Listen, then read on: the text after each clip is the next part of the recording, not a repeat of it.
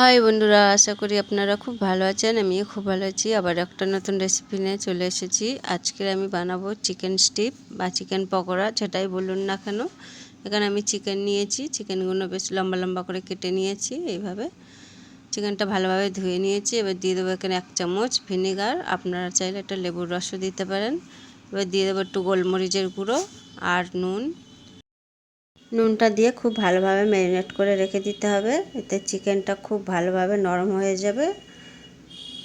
চিকেনটা খুব ভালোভাবে মাখা হয়ে গেছে। এবার আমি একটা ঢাকা দিয়ে সাইড করে রেখে দেবো চিকেনটাকে।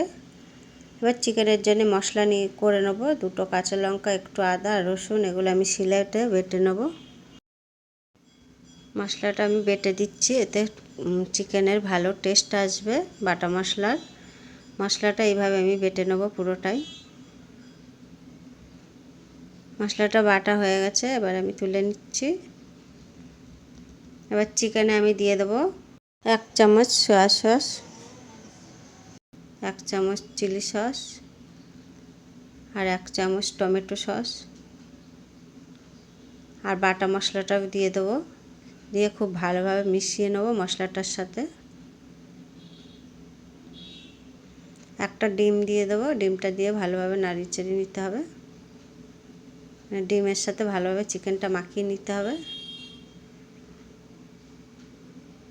এবার একটা বাটিতে ময়দা নিয়ে নেব, আর একটু নুন আর একটু চিলি ফ্লেক্স, আপনারা চাইলে একটু গোলমরিচ বা লঙ্কা গুঁড়োও দিতে পারেন। সবটা শুকনোভাবে মাখিয়ে নেবো, আর একটা একটা করে চিকেন নিয়ে ময়দার মধ্যে কোট করে নেব। এইভাবে একইভাবে সব চিকেনগুলো কোট করে নিতে হবে।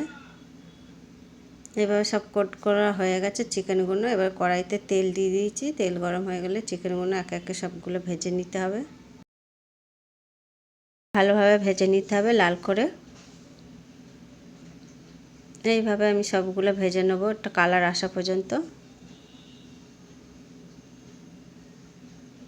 চিকেনগুলো ভাজা হয়ে গেছে, তুলে নেব। আর এইভাবে কিন্তু আপনাদের বাড়ির বাচ্চা কাচ্চাদের বানিয়ে বিকেলের জলখাবারে বা বিকেলের টিফিনে বানিয়ে খাওয়াতে পারেন। একইভাবে আবারও চিকেনগুলো ভেজে নেব। সবগুলোই আমার ভাজা হয়ে গেছে, দেখুন এইভাবে ভেজে নিয়েছি সবগুলো। আর এগুলো কিন্তু সসের সাথে খেতে কিন্তু খুব ভালো লাগে। দেখুন, আমার এই রেসিপিটা ভালো লাগলে লাইক, শেয়ার, কমেন্ট করবেন, সাবস্ক্রাইব করবেন, বেল আইকন টিপে